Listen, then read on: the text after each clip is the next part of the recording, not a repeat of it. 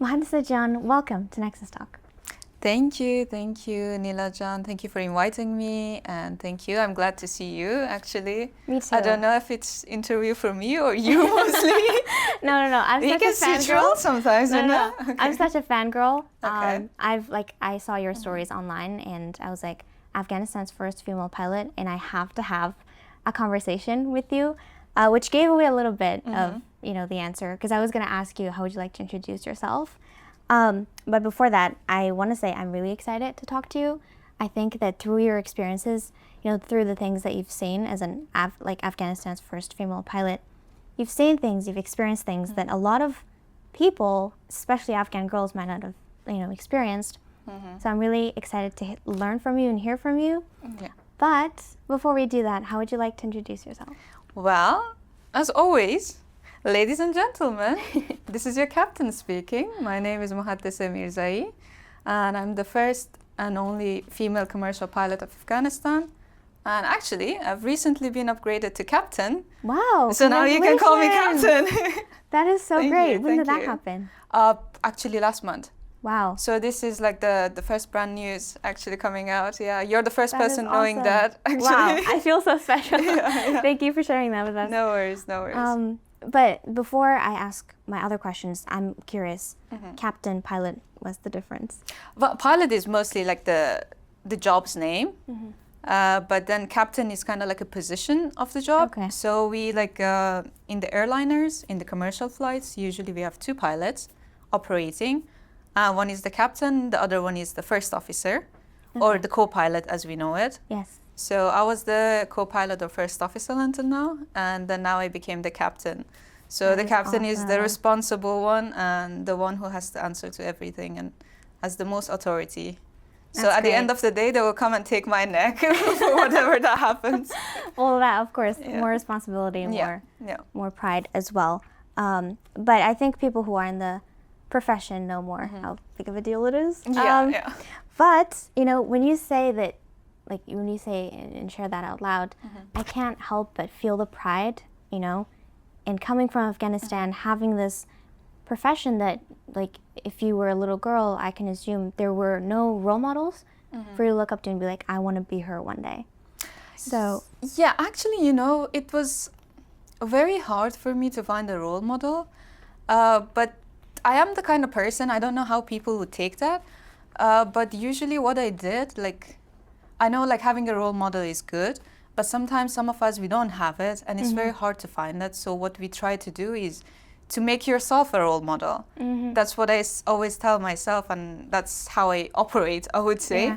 That I consider the future self of me, let's say the person in 10 years, the kind of person that I want to be, not only professionally, but also how I want to be as a person, or my personality, or professionally. Yeah. So I make a picture of myself in 10 years, and then I try to be or reach to that person. And then every 5 years, obviously, so we reach to some steps. Yeah. So I kind of upgrade that picture and then try to go for it again and again. that's awesome. Yeah. And I feel like having that kind of mindset really helps coming from Afghanistan, because to be a girl or a boy, there aren't a lot of role models. But this conversation is to inspire other Afghan girls to become pilots, Yeah, I mean, and it's in Afghanistan, it's, the thing is, we never had a female pilot in the airlines. Obviously, I remember recently we had some female pilots in the military,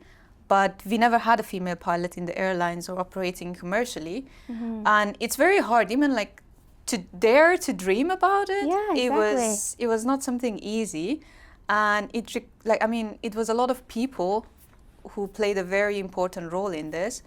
And obviously, I all started since I was a child, since I was 3-4 years. Everyone says that. Yeah, but it is true. I mean, when I was a child, the thing is, I didn't exactly wanted to fly, but I was the kind of person, I loved excitement. I loved doing to be challenged, to do something exciting. A risk taker. A little bit. Well, not that's very what it good is. thing now. Okay. Yeah, but initially, yes.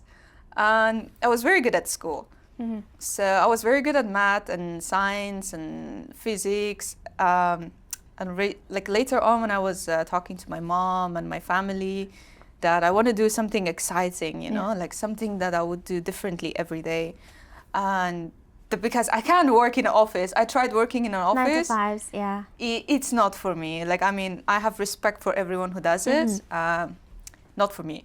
I can't do it. It's very difficult for me. Like, I would rather fly like 2 days back to back, but not stay 1 day in the office. Whoa, I would definitely quote you on that because I feel like like the excitement and the danger and the risk of that. Yeah, it is quite high. It's the one that keeps the passion alive, that keeps the fire burning.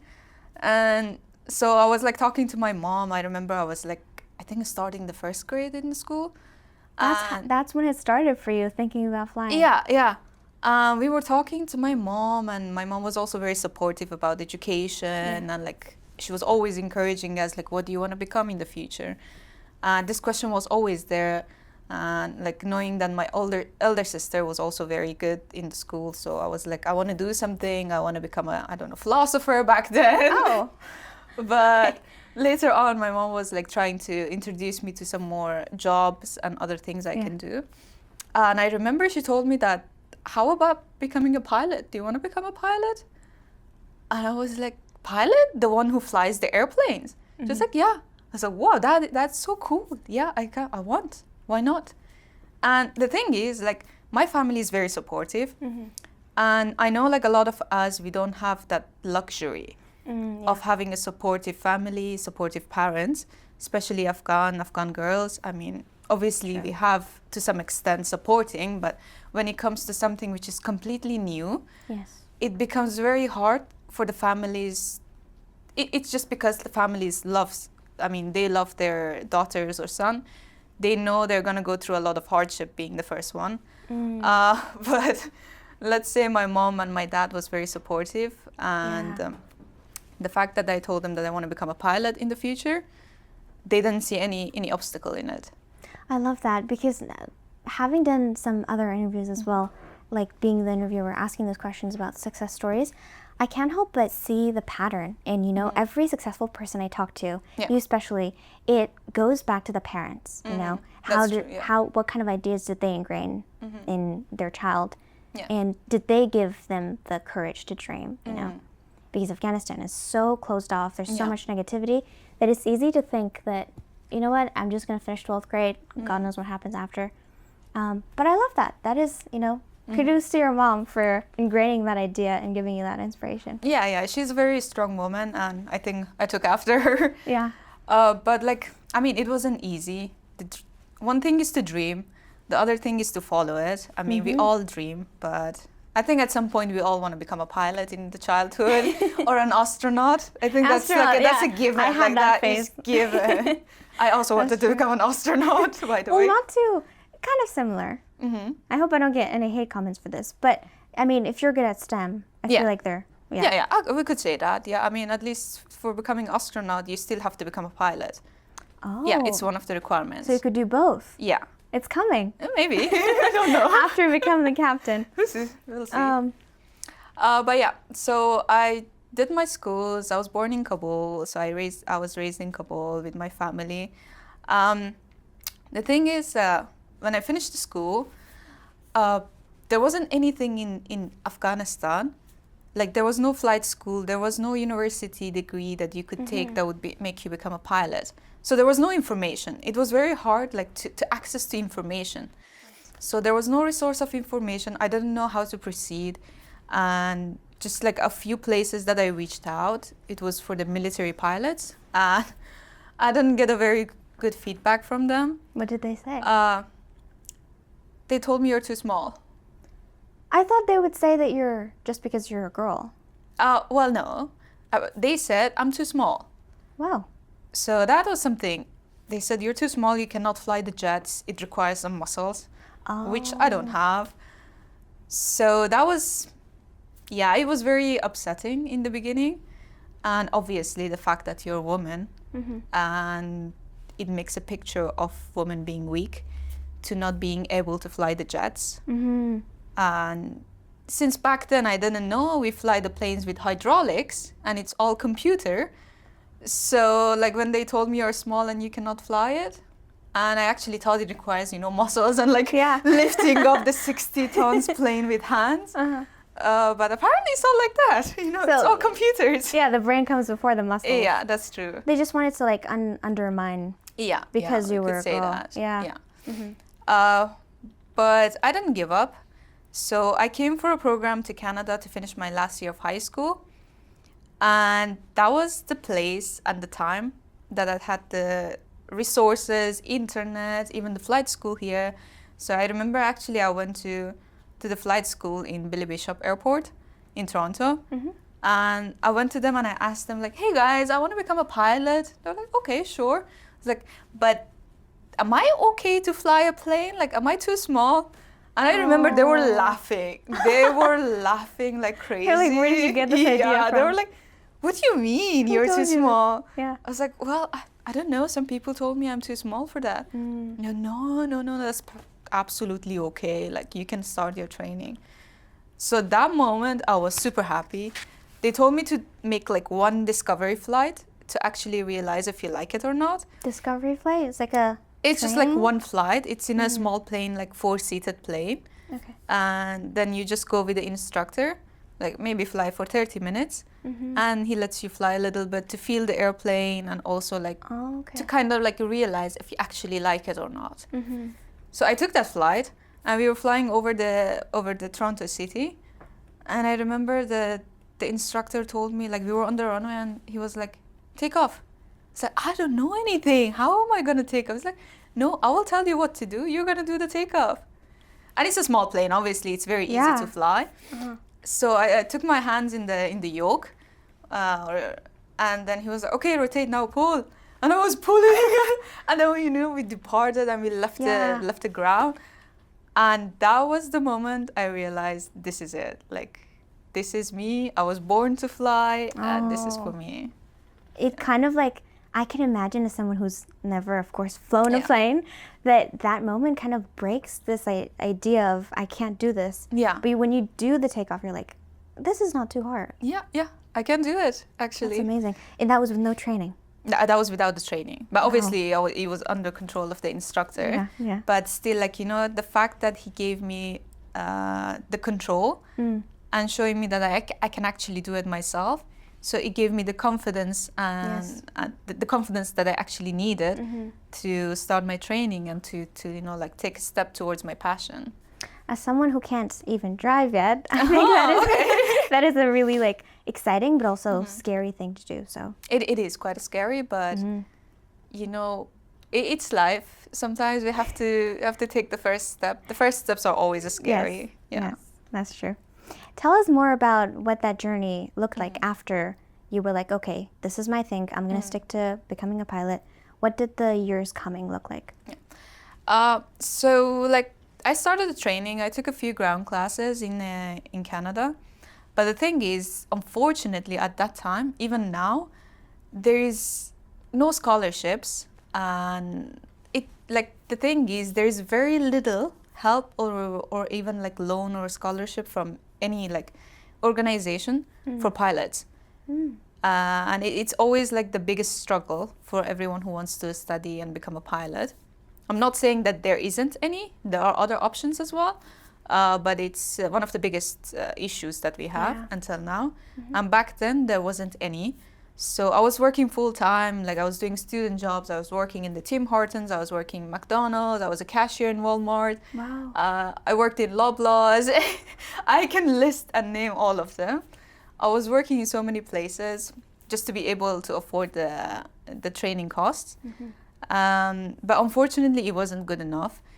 And I had to return back to Afghanistan. Wow. Yeah. So I returned back to Afghanistan with my family, and we tried to find ways to, find support from the government in Afghanistan so they could help me out to continue my studies. I knocked a lot of doors back in Afghanistan, the government, the flag carriers, so many different airlines.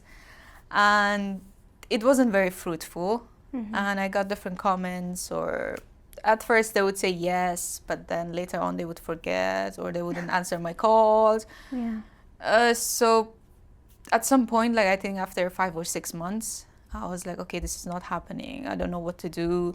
And I was reaching out to a lot of people. And I remember that there's Kam Air, obviously one of the biggest airline, which I didn't apply.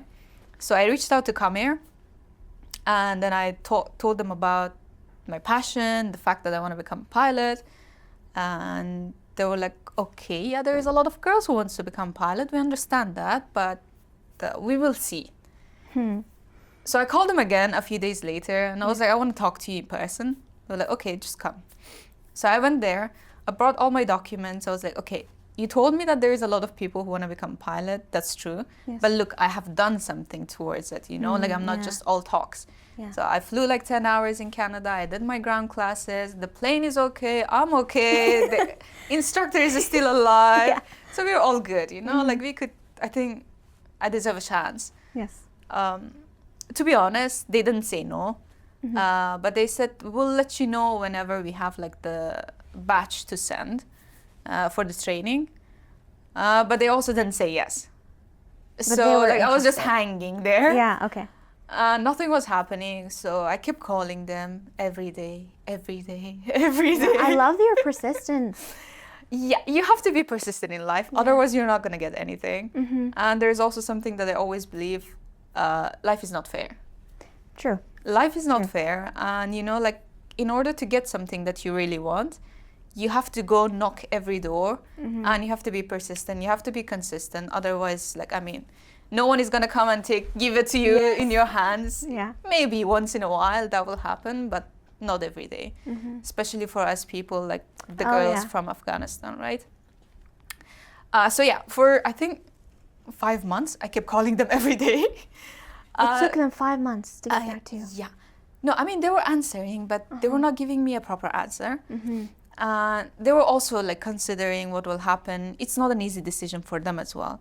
So it's a big risk for them to, you know, something that has never happened. What would the society say? Oh, yeah. Would she be able to finish the training? So it's risky, you know, like you're carrying the lives of like 200 people every single flight. And you're doing like 5 flights per day. So that is a lot of people under your shoulder, like under your responsibility. True. Yeah. So that is not a very easy decision. That's why I understand them. But after that, one day they called me and they were like, just come over.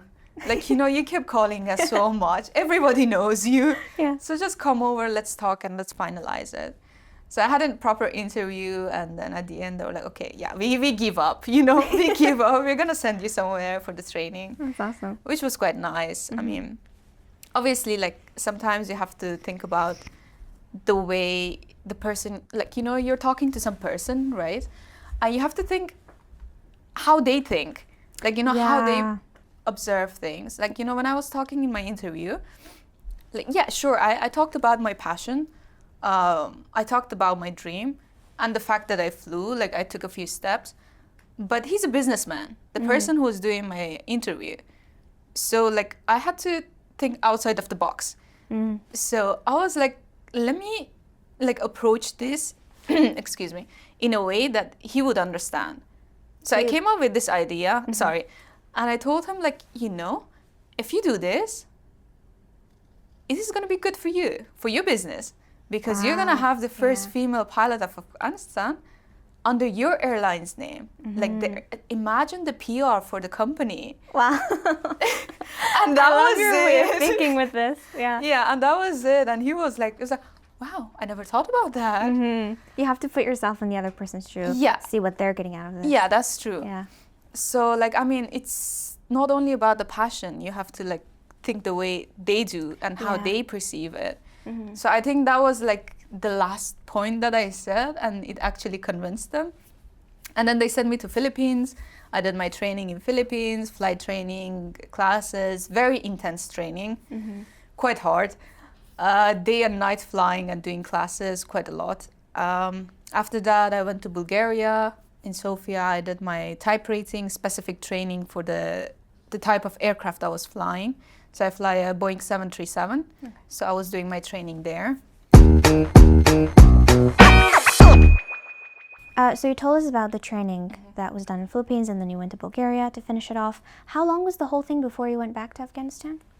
Okay, the training was, I think, around 2 years. Okay. I Yeah, thought it would be that- longer for some reason. Yeah, I get that expression quite a lot. Mm-hmm.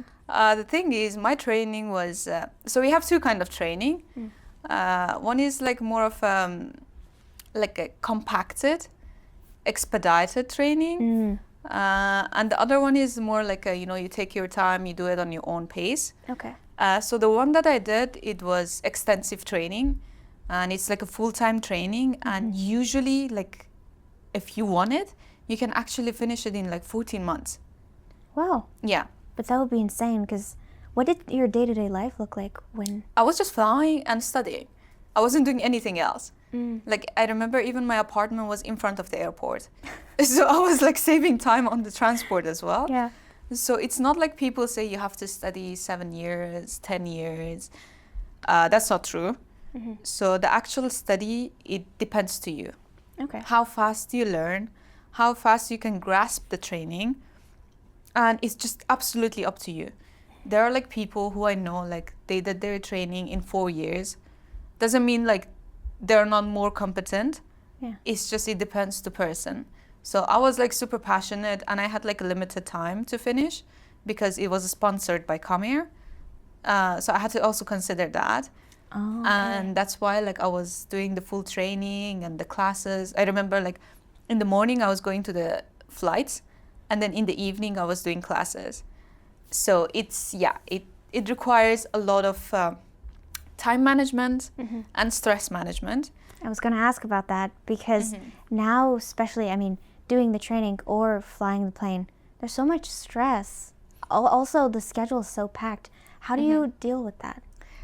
It is actually one of the biggest issues that we have for pilots is the stress. Yeah. It's part of our day-to-day life, and the stress could become so much in our job that it definitely is management.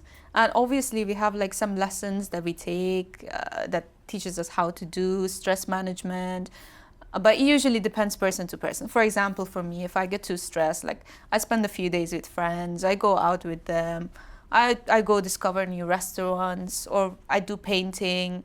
So painting actually works because like my mind goes completely like clear. Yeah. Like because the painting requires a lot of attention to details. Yeah. And so that's one of the ways that I use to kind of like put away everything. Your brain kind of shuts off. Yeah, and to kind of ground myself, if we can use that. Yeah. Also like playing sports. Which sports Well, are you into? I do fencing. Oh. Yeah. That is really niche. I It thought is. you'd say like tennis or something. Well, I would love to do tennis. I mean, I love tennis. I think that would be the next thing I will try. But I do love fencing, so I do a lot of fencing lessons. If I'm at work, I'm in a hotel, I just simply go to the gym, which is mandatory. I mean, like, you do need it because of your body is gonna like, because you go up and down most of the time, so it puts a lot of stress on your body as well. So True. you do need some sort of like, physical exercise, something to keep you moving, doesn't matter what. I play volleyball as well. I love horse riding. So Very active. yeah. I'm glad I asked this Yeah. question, because I could never like guess horse riding, fencing, all those things. Yeah, I mean, I think I like exciting stuff, and then horse riding is also something that kind of like gives me that passion of like, excitement. But yeah, that's what you can do, or like just simply be at home, sometimes do nothing. Yeah, that is really important. Just like be bored. Like people always say like you have to be active. That's true, but it's also important that sometimes you do nothing. Like absolutely nothing. Because your brain gets so stimulated all the time. Like sometimes, sorry, I'm going to jump in because I have a lot to say about this. Like listening to music or having something playing in the background, all of those stimulations kind of we don't know, but it makes our brain really tired. So that's when true. you can't focus. Yeah. Listening to music is actually one of the good things you mentioned. Having a good sleep is very important as well. So basically anything that works for every person. Usually for me, sleep is very, very important. So like if I don't get enough sleep, I will not be as nice as I am right now. I know what you mean, no, because traveling and jet lag, I mean, for a pilot, that's another Yeah. level, but just traveling for another city with the time difference and everything. Yeah, that and adds up. plus, I mean, the thing is, our schedule is like, you know, day and night. So sometimes, like, it comes for 1 week, I'm just flying at night, and I'm not sleeping. So what I do is, like, whenever I get sleepy, I just sleep. So it doesn't matter if it's daytime or nighttime. So that's the best way to do it. Like, I'm sleepy, I sleep. Not Doesn't on the matter plane, if it's though. day or night. Not in the plane. Maybe. No, not Maybe you can really. let the other pilots take over, because that is a thing, right? Yeah, you can actually do that. That's I'm glad you know about that. I don't know So, how. yeah, it's it sounds very scary for the people, but yes, pilots are actually allowed to sleep in flight. There are different types of rest that we have. So some planes, like if it's longer flight, we have extra set of crew, extra Okay. set of pilots. So they actually go to the specific area for sleeping, and then the other crew replace them. So there is always someone on the controls. It's not like the plane is going by itself. Yes. It can, but it's not good to do it. But if it's just two pilots, one can like have in his seat, he can have like a little bit of a rest or nap, and the other pilot is fully aware and he takes control of everything.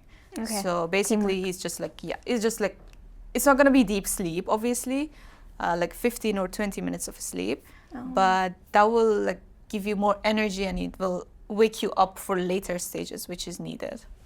Follow-up question. What was or what has been your longest flight that you've flown?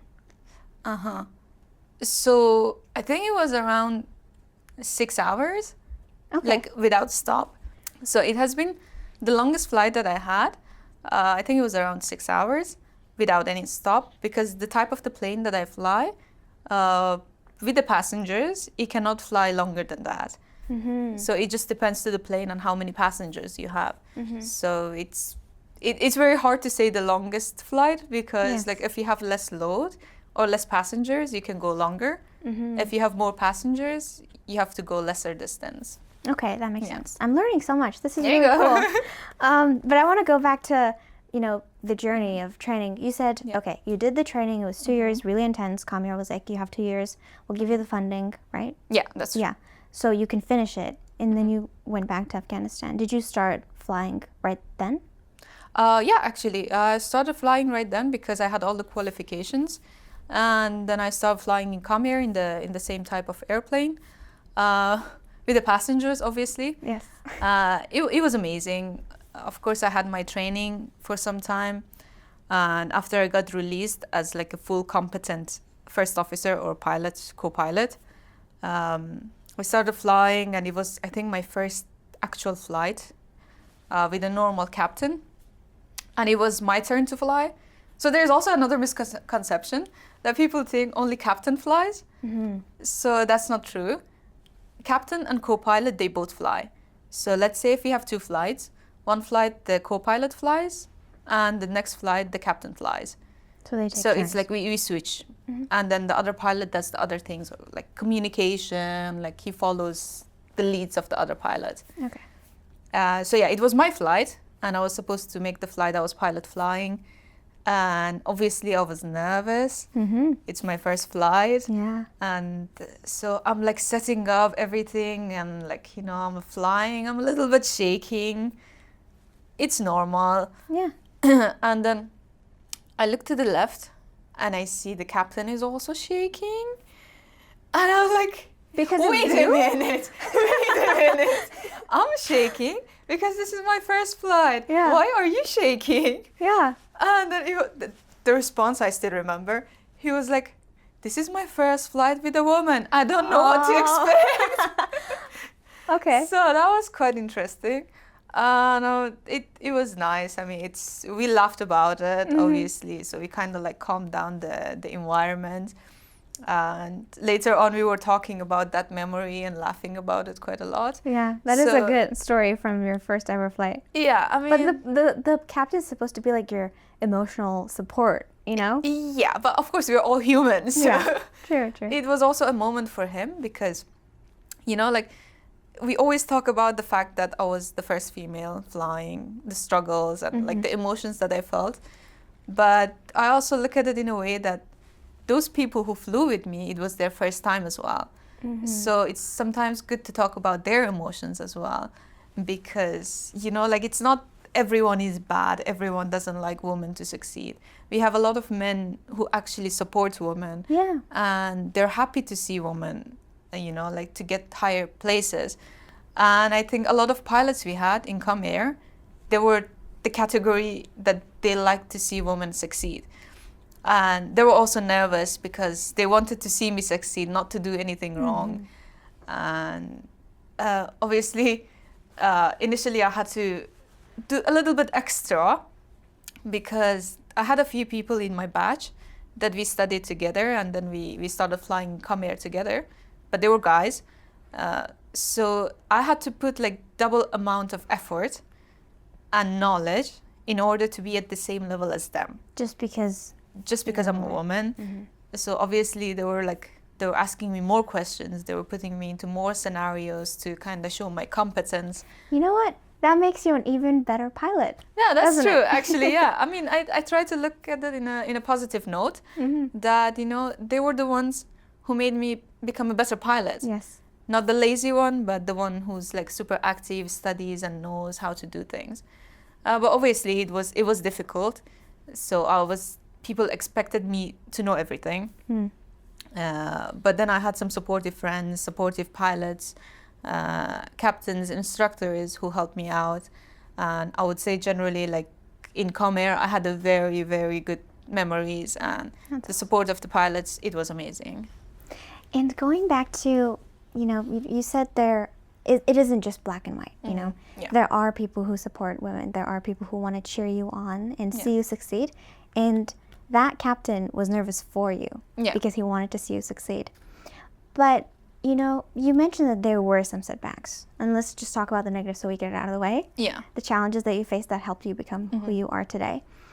You know, how did you manage to deal with the people who doubted you all that time, even after you became a pilot and started flying with Kam Air?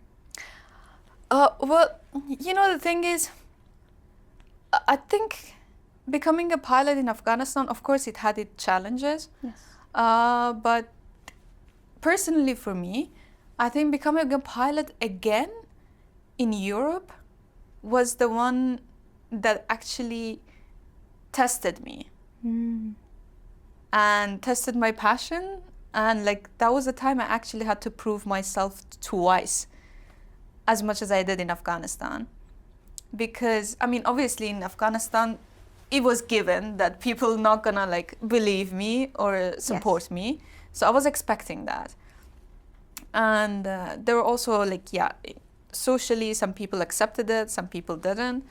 And sometimes when you're the first person doing something, you have to know that, you have to be ready for it. I mean, it's a given.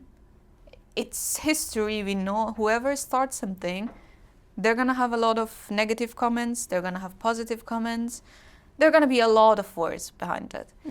So I was ready for that. Yeah. I was expecting people to go all crazy on me. Okay. But I'm glad that it didn't go that way, or at least I tried to close my eyes on the negative comments, because at the end of the day, it's your perspective of the world. So I'm a very positive person. I try to look at the things in a positive way. And I read the good comments, I looked at the support, and the bad comments, I left them there. And I was like, I don't need that. I don't need the negativity in my life. Yeah, so, there is too much negativity. Yeah, I mean, like, obviously, it can affect you, but it all depends to you. I mean, I might sound like a little bit, I don't know, like different the way I say it, but I mean, I will be honest, like, it's your control over your body, over your own mind. You have to take control of it. I mean, we cannot blame people, we cannot blame everything for whatever that happens. At the end of the day, the decisions that we make, that we take, brings us to the place that we are. So you have to consider the consequences, and at the end, what comes out, like the conclusions of it. Yeah. So every step I take, I consider what's going to come out of it a few steps later on. And I think this is the best way everyone should do that.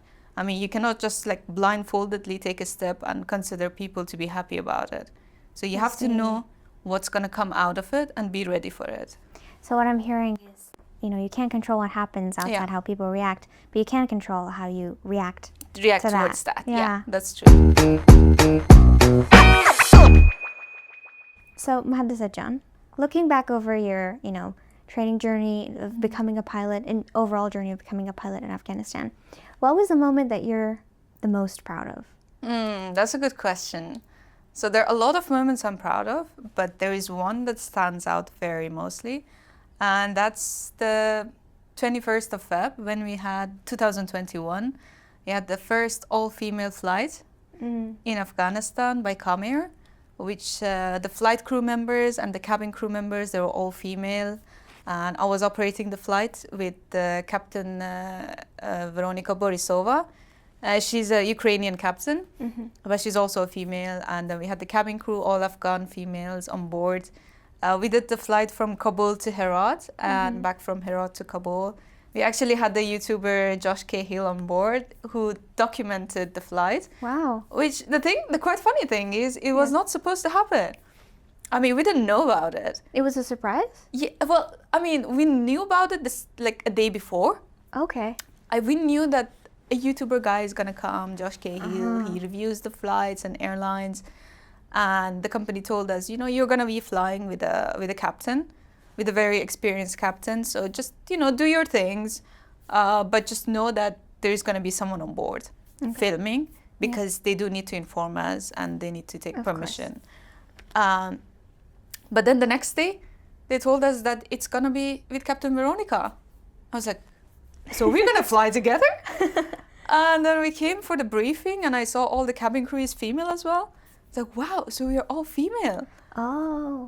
It was quite interesting. And even the guy, he didn't know about it. And he was like, wow, so we are all female. That's oh my awesome. God, we are making a history, like all female flight of Afghanistan. And yeah, the flight was amazing. Like, it was safe, efficient, and we had so much fun. And it became the first historic moment for aviation of Afghanistan. I think for me, myself, personally, and for my family, for the people, for Kam Air. Yes. And I think for the whole nation of Afghanistan, because afterwards, the videos and the pictures went very viral. And finally, there was a picture, there was a news, which was like very good and proud coming out of Afghanistan. True, you know? true. It's always like, I don't know, there's an explosion, there is this, there is that. But then this time they were like, there is all female flights happening in Afghanistan. And you know, it's not like, there are so many countries which are like, you know, first world class countries, but they don't have all female flights. So, you know, it was like a very huge step in Afghanistan and in aviation. Yeah, I can feel the pride in you being, you know, the first Afghan female pilot. Yeah. In seeing that there is so much attention to this profession that a lot of girls aren't allowed to. Yeah, I think, and I was ready for it. Because I remember even that time Josh asked me, he was like, were you expecting such a day? And I remember telling him that yes, I was waiting for this day. Because aside from, you know, aviation being my passion, I also wanted to open the doors of opportunity for the other girls. I mean, someone has to take the first step. And I was gladly going to take that. And knowing that after me, if I do good, and if I make myself proud, if I make Kam Air proud, if I make Afghanistan proud, that's going to open the doors of opportunity for the other girls. So like, they will look back and say, okay, we have Mohadese. Yeah, she's an excellent pilot. So we can take more pilots. Yeah, you know, the girls and females, they're going to be better. So, you know, I would kind of build that bridge and trust. And that was the moment I was like, yes, I did that. You know what I'm thinking as you were talking about that? I'm getting a little emotional because I'm thinking about how just seeing, you know, the all-female crew in a flight in Afghanistan, a country like Afghanistan, that inspires little girls so much because they're like, I am allowed to dream to be a pilot. Yeah. It's almost like a doubtful idea that becomes an inspiration, you know? Yeah. And I was just thinking maybe if I had known about this, if I had known you at that time, I could have thought of becoming a pilot, you know? Too late Yeah, now. well, it's never too late. I mean, Well, you're still young, come on. but let's talk about, I hate that I have to ask about this question, but it's important to talk about it. Especially because the fall of Afghanistan, the airports. A lot of the pictures and videos and everything that went viral from the fall were from the airport. Tell us about how that day looked like for you. Well, it's not a very easy subject to talk about. But the thing is, after the first female flight, we went very high. So like the expectations were high. We were at our proudest moment. We felt happy. We all knew we did the right thing. So we were in the right direction. Yes. And we had so much high hopes for the future of Afghan girls, for the future of future female pilots. But then a few months later, like Taliban comes in very unexpectedly. I was supposed to fly, just have a normal flight. I was actually with my uniform, flight bag, let's go to Turkey. And then I got to the airport, but everything initially looked normal. But obviously, because I was flying those days, I was flying to Mazar, I was going to Kandahar, I was doing a lot of evacuation flights. And I remember I did the last flights out of Mazar when it fell into Taliban's hand. And I also did the last flight from Kandahar when it fell into Taliban's hand. So obviously I knew they were getting closer. Yeah. But, falling of Kabul, I never expected. I thought, like Kabul is going to be safe. And that night, like I said goodbye to my mom like a normal day. And I was like, I'm going to go back, have a flight, and then come back in the morning. But the thing is, I got there. The Taliban entered the city, and I was in the airport. And the plane that was supposed to fly, it was already like, people were like running and storming the airport. Like the security was gone. There were no imagine like Kabul airport, there was no security. Yeah. Because the security personnel, they were also scared, and they were just running towards any airplane that they could find to board the plane and get out of the country. And at some point, like I couldn't board the plane that I was supposed to fly.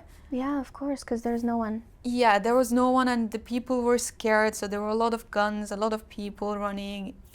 And I remember at some point, like one of our colleagues, he picked me up and drove me somewhere to the far end of the apron. And he was like, this is the only plane you can get in. And I was with my foreign colleagues. I was trying to get them to the safety. Because my home is in Kabul, my family is there, my everything is there, so I'm not going anywhere. I got my colleagues to the plane, and I was like, okay guys, you take care of yourself, and I'm gonna go back. And they looked at me and was like, where are you gonna go? I was like, I'm gonna go home. They're like, no, there is no home. And then I received a call from office saying that they're already in the airport and they're getting close to the apron. Yeah. So wherever you guys are, you have to get yourself out, get into any aircraft you can, get the plane out, get yourself out, and there's no way of coming back. Like, we do not guarantee you getting home. We can't even guarantee you getting out of the airport. Yeah. So at that moment, like I was standing in front of the plane, trying to make a decision to leave everything behind or to go home. And like it's not easy because like I had my family. And like it's my mom and my sisters, and it's my country, it's my home, it's everything that I have, right? Yeah. And then there is the fear, obviously, the fear of Taliban. We know what they did, we know what they do to women, and that fear of not knowing what will happen to me, and especially like the news were very recent and very hot. So knowing that I was on the media the past few weeks ago, and then what's going to happen, so that completely scared me off as well. And I called my mom. I was like, Mom, I don't know what to do. I can't leave you behind. And she was like, just save yourself however you want. Just take care of yourself. And at that moment, in like a few seconds, I had to make a decision. And I decided, because I was scared, and I took on the plane and we took off. Even at that point, like they were already in the apron. I remember when we were taxiing out of the airport, the Taliban's were already in the apron, and like my colleague, he was a Dutch pilot, and he just held me and like turned my face away. He was like, "This is not what you want to remember from Afghanistan." And it was a hectic flight. It was a hectic night. We were waiting for Captain Veronica to come, and then she boarded. We started the plane, and then we took off. There was no tower, nothing, no lights. And obviously we were still scared because we thought even if we depart, they can shoot us down. And until the point, I remember like Veronica, she flew, and like, you know, that was the steepest climb ever we had. Very fast, we got out, like we took altitude as soon as we could. But the thing is, nobody knew where the plane is going. A plane taking off in that direction. Yeah, because, you know, like when we were getting people, like we took as much as people as we could in our plane. So you weren't like, alone? Yeah, I wasn't alone. Like it was our colleagues, it was foreigners, it was the people from the tower, it was security, it was a cabin crew. So we just took whoever could reach to that plane. And we took as many people. We didn't even have a stairs. Imagine, like, you know the planes? It's not very short, like it's very high altitude. And we were just like, you know, 2-3 people trying to lift them up. Whoa. And that's how I was also boarded inside the plane. And at some point when we reached the cruising altitude, like we calmed down a little bit. And I remember people asking, they were just wiping their tears. I was like, by the way, where are we going? And I was like, oh my God, like I'm crying and laughing at the same time. And I didn't know, like it was, you know, like it's a storm of emotions. Yeah. Because from one way, thing is, like I felt like I lost everything. I lost my home, family, job, dreams. I felt like I lost my dream, I lost my identity, everything. And then from the other side, you have this challenge of like you're headed to unknown, not knowing where you're gonna land, and not knowing what's gonna happen to you. Eventually, we landed in Ukraine, in Kiev, and there they didn't let me like stay in the country, which was another blessing. Sometimes we don't know. Right. Yeah. I was insisting quite a lot to stay in Ukraine because we had a base there and we had a lot of colleagues. I'm glad it didn't happen. Yeah. Because I would have to go through another war, which later on they sent me to Bulgaria because of the training and visa I had. And I landed in Bulgaria with the uniform and a flight bag. Wow. I'm just thinking about everything that you said. Leaving everything behind and the not knowing if you're gonna, you know, see your family ever again. Yeah, that's true. But I don't want to put you through a lot of, you know, this conversation, this kind of topics to talk about. It's emotionally taxing. Yeah, it is. It's not very easy. Let's just put it that way. So I appreciate the honesty and everything that you shared. So you landed in Bulgaria with a suitcase and just being shocked, like what just happened? Like, I left everything behind. What was the transition like? I know that you said that you'd been abroad before, but what was it like to be like, okay, I have to start my life from scratch, and Bulgaria greeted you? Well, that's the second wave of challenges that started. So I landed in Bulgaria, not knowing what's going to happen. Obviously, I knew the country a little bit, just because I visited a few times. But still, like, I had to find a place. The good thing is I'm glad I had very good friends.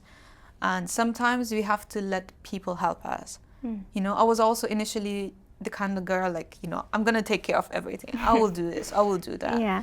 But I think, like, coming to Bulgaria taught me to let other people help sometimes. And it's okay to show that we cannot do it sometimes. We are weak sometimes.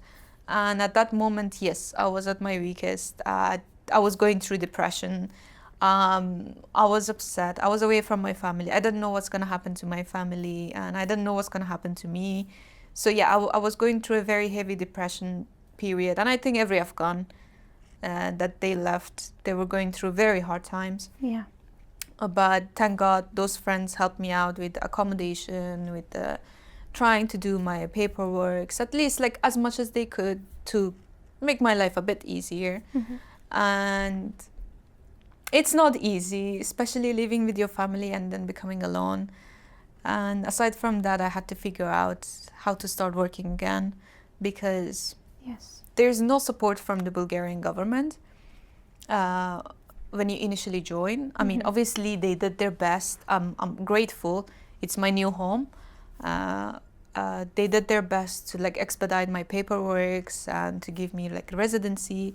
But it's not like other countries who would help you financially. So I'm glad like I had the friends and like whatever I had to make the living. And so I had to get back to work as soon as possible. And that wasn't happening because when I arrived in Bulgaria, for some reason, like universe, they all went hand in hand to test me. My license is expired. My medical certificate expired. All the documents that I had from aviation, they all expired. Wow. That's why you were saying that restarting was the most difficult part. Yeah, restarting was difficult. Like, it's just like, you know, the whole world went against me. Like, all the documents expired. I went to the civil aviation in Bulgaria. They were like, this country doesn't exist anymore. Yeah. There's no such a country. Like, this document is not valid. Plus, aside from that, it's expired.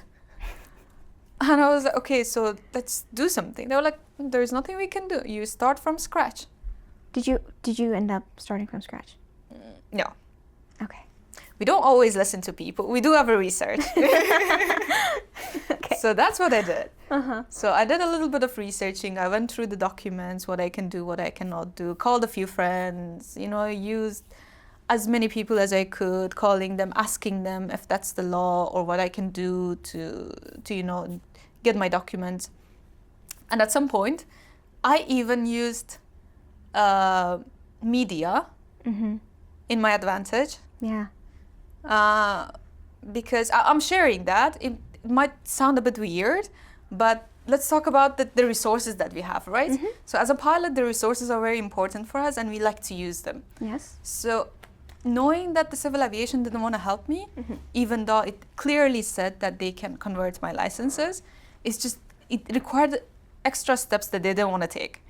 So I remember I had an interview in the TV, in Bulgarian TV, and I went straight in, no hiding, no nothing, and I told them that I'm here with my licenses, with my documents. You guys always say that refugees are bad, refugees are this, refugees are that, and they're not qualified, they're this and that, they come steal our jobs.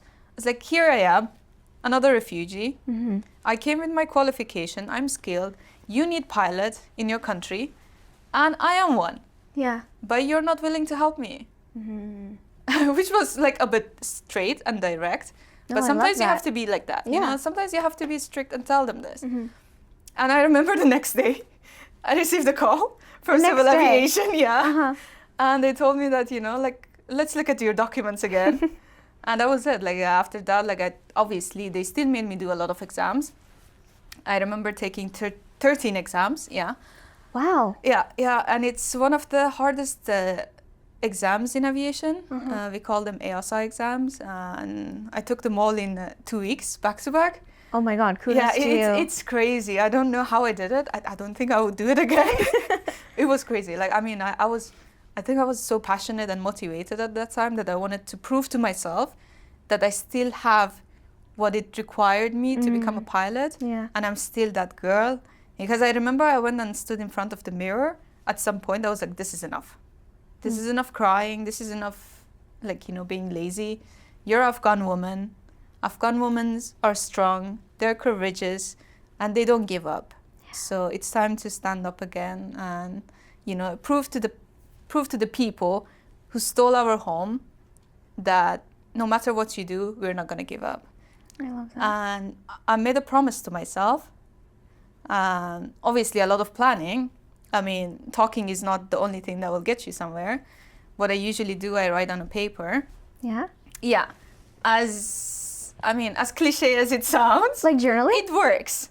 No, like a planner kind of thing. Okay. So that was the first time I actually tried to do it. And after that, it became like a habit until now. Because I was listening to a lot of like podcasts and Yes. YouTube videos from successful people that, you need to do planning, you need to write down the steps. But I was like, "Oh, this is so cliche. I'm not going to do that." It's always the cliche things that like work. Yeah, you that's cringe true. a little, but you're like, no, it actually works. Yeah. So that's what I did. And I wrote down, I took a paper and I wrote down in the bold letters that I will be back in the cockpit exactly on the same day that they attacked Kabul. So on the 15th of August 2021, I had to escape Afghanistan. And I wrote down on the 15th of August 2022, I will be in the cockpit flying. And I wrote down the other steps, what I need to do, and then a few steps, extra sub-steps. Yeah. And every single time I was finishing something, I was like writing it off, like, this is so satisfying. When you cross it off. Yeah, you cross it off. This is so satisfying. Like, I mean, you can see the progress. I think that's what keeps you like still motivated. Exactly. And it worked. And guess what? On the 15th of August 2022, exactly a year later, I was in the cockpit. That was my first flight again. That is awesome. So you manifested your way through it. Yeah, I manifested and planned my way through it, I would say. Both. So yeah, it worked. Obviously, it wasn't easy, but with the help of people, with consistency and not giving up, everything is possible. I love that you mentioned that you stood in front of the mirror and you talked to yourself through, let's say the depression that you were going through, which was, the Great Depression for as Afghans, everyone, both inside, outside. Yeah. You told it, you're exemplifying that the pain that we go through, you can actually use that, as a source of strength, as a source of resilience. And sometimes, I've seen a lot of people describing Afghan girls as Afghan people in general are so resilient because they go through so much, yet they stand tall and stand strong. And sometimes, it's different. For example, we don't have to go through so much. There are political games that are being played. There are unfair things that are happening to us. We don't have to be resilient. But I guess my question for you is, apart from, our experiences of the fall and everything, where does your sense of resilience and strength come from? That's a very good question. The thing is, it's okay, because I grew up in a family that, we didn't come from status or like a super rich family. Yeah, we were like, I'm grateful we had whatever, like we had enough for our childhood. We grew up okay, like, but the thing is, I was just normal girl, not from up there. And I had to always like work my way through whatever I wanted. Yeah. And it's not like everything that I want, they will be given to me. So there were many times that I failed, or like I couldn't reach to whatever I wanted. And that makes you like, like try harder. Every failure makes you want to do it again and again. Like every time I fall or like I fail something or I cannot get through something, it just motivates me more to do better and better. Yeah. And you reach at some point that failures, it just, it affects you in a good way, that you want to do better. And I keep thinking to myself, okay, what if the goal that I have, it's set that I will have 3 failures, and after 3 failures, I'm going to get it. So would do you really think like that? I mean, would you want to do it faster, get through those failures? I love that. Wait, that's such a good mindset. So like if that's the set 3 failures back to back, I would want to get through them faster, to reach to my goal. Yeah. Sometimes you have to think that way, but obviously we have a little bit of like a winner mind as well, but that is like very human. Yeah. But we are human. I mean, it happens. There are times that we fall. There are times that, like things don't work out. And my path wasn't super straight as well. It had up and down. And I think the most resilient I got, it was actually through aviation, through flying. Because it is one of the requirements in life as a pilot to be resilient, because we have failures. There are so many things that happen during the flight that you don't expect. we have a famous saying that expect the unexpected. So if you're not resilient enough, so you get the training in flight, you know, like something out, like everything is going well and suddenly something happens. And you have to like, once you do that, you have to recover back from it, or you do a mistake. So imagine you're flying, you're landing, you're on the approach, you make a little bit of mistake, like the wind hits you and then you don't correct it, you get offset, yeah? So if you don't correct for that, if you don't like, you know, come back to yourself and become resilient and try to fix it, then you're somewhere else. So, you know, no matter what life hits you with, you gotta hit it back. The wind of the flying. Yeah. So That's I awesome. think that's the way I see it. And I don't know if it answered your question, but No, yeah, it's perfect. I love that you use the practicality of flying and integrating it into real life. That's really cool. So Mohadese John, thank you for sharing everything that you have from your journey and, you know, the things that you're learning. It has really helped me a lot to just have a better mindset. You know, maybe I don't want to become a pilot, maybe I do, but everything you shared is really helpful for being a better person, showing up as a better person. So can you take us through your day-to-day life? What does it look like right now? I know you're on vacation right now, but I mean when you're working, and how to deal with the busy schedule. Well, for the pilots, I would say for my day at least, usually like we have our roster ahead of the time, our schedules. If it's, let's say, I will give an example of an evening flight. Usually I just like, you know, wake up, have breakfast, and like do a few works that I need to do, catch up with some friends, and eat, which is important, proper meal. Yes. Because usually on board the plane, the meals are good, but for someone who's flying every day, it could be a bit too much of, like, you know, like we have to have our own proper diet. At least for me, like I have my own proper diet. I try to consume better food and then work out a little bit, at least spend 30 minutes in the gym. Though every time I say 30 minutes and I spend 1 hour in the gym. It's even better. Yeah, it's even better. And after the gym, like I take a shower and like read through my documents, which the company sends me, like prepare for the flights. We have our iPads, so we prepare, we see the route, we check the documents, we check the news of the route and the airports. So if it's a new airport, I have to go through a lot of information on the layout of the airport, how it's situated, what are the rules and regulations on that airport, on the route. You have to check the weather en route and in the destinations, and also the alternates. So there is a lot of documents and papers and planning, which I had to go through it ahead of the time. I also check who are the crew. And sometimes you get that ahead of the time. You might know the crew who you're flying with. Sometimes you might not know them, because if you have a lot of crew, so sometimes you fly with one captain or first officer, and you don't see them for like next, I don't know, 2 years or so. Oh, okay. So it's not like always you're flying with the same person. So it keeps like switching and switching. And get a coffee, sometimes rest. Like I try to do like 3-4 hours before the flight, and just get in bed. And like even if I cannot sleep, I will just like lie down and do nothing, just to like clear my mind. Yeah. And kind of like not to be overstimulated and like have a clear head. Yeah.